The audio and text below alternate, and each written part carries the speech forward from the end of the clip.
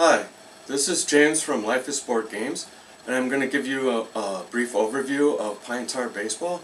Pine Tar Baseball was originally released with the 2014 season, and since then the 1889 season is now available.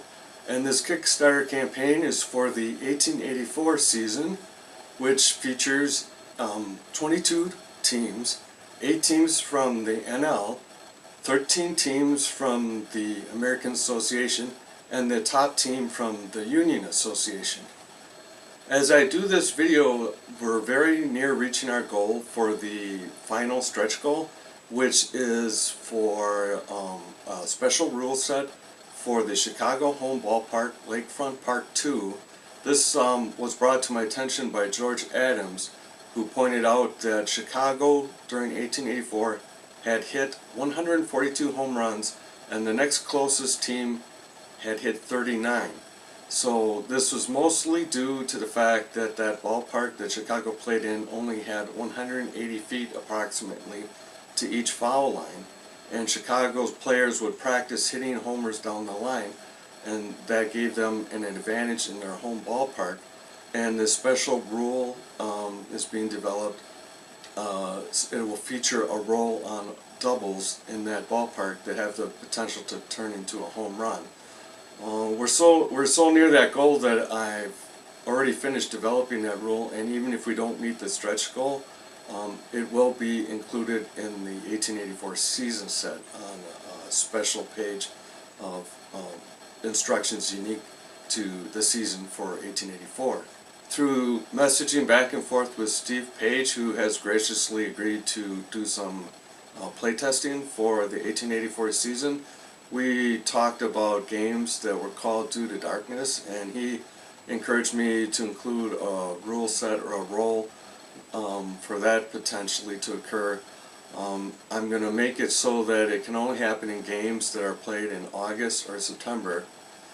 And the roll will happen after the 7th inning or the 8th inning, and give about a 5% chance for games to get called early, which did happen in the 1800s due to all the games often started late due to transportation issues, and obviously they had no stadium lighting.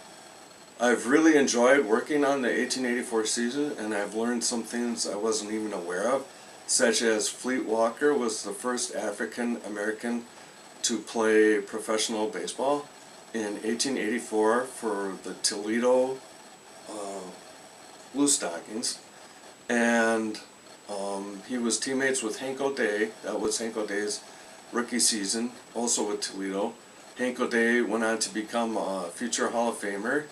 He had a 6-year career as a pitcher from 1884 to 1890, and then he had an extensive career as a professional baseball umpire. He umpired 10 World Series games, and he also managed 2 teams. In 1912 he was a manager for Cincinnati, and in 1914 he managed the Chicago Cubs. I'd like to thank all of our Kickstarter supporters who have backed us so far, and hopefully we can meet our final stretch goal in the last few days that remain in the campaign. Just a few things to summarize the game of Pine Tar. The heart of the game features a batter roll that you get 3 pieces of data from. You get, if there's a base hit, you get the type of hit, you get the hit location from the same roll using the hit location table, and then you get the, if there's any runners on base, you get whether they advance 1 base or 2, simply from whether the batter roll was odd or even. So that makes the game play really fast, and 90 to 95% of the results come just off of that one roll. I've found that the 1884 game takes 2 or 3 minutes longer to play, simply because of the amount of errors that occurred back then. In a 2014 game, you're going to have about 2 or 3 error checks per game, whereas in an 1884 game, you're going to have from 14 to perhaps 17 error checks per game, simply because in 2014 the average team made 0.6 errors per game, in 1884. Off the top of my head, it was over 4. It was something like 4.27 or 4.3 something. But it's just like astronomical, the number of errors made in 1884, and that's why the games were also higher scoring, because a great majority, not a majority, but a high percentage of the total runs were unearned.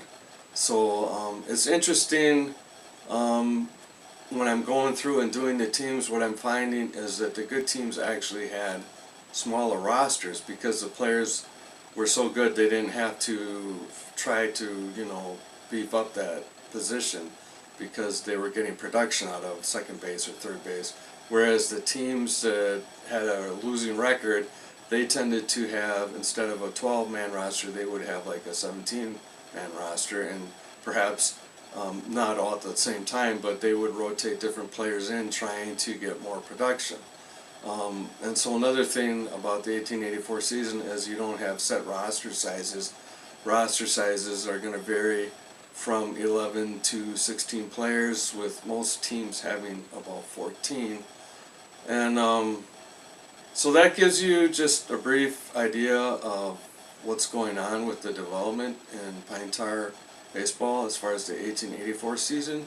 And thanks again, everyone. And I've really enjoyed interacting with the backers on Kickstarter. This is my first campaign, and I'm learning quite a bit just about social media and whatnot. And as far as I've already ordered all the components I need and have them all in stock. Once the campaign ends, I will send out an order to a printer. Then that'll take a week, and then I preview everything, make sure it's alright. Usually some corrections are made, and then send out another order in higher quantity because that'll be the final deal. So I should be shipping out probably 2 to 3 weeks after the campaign ends.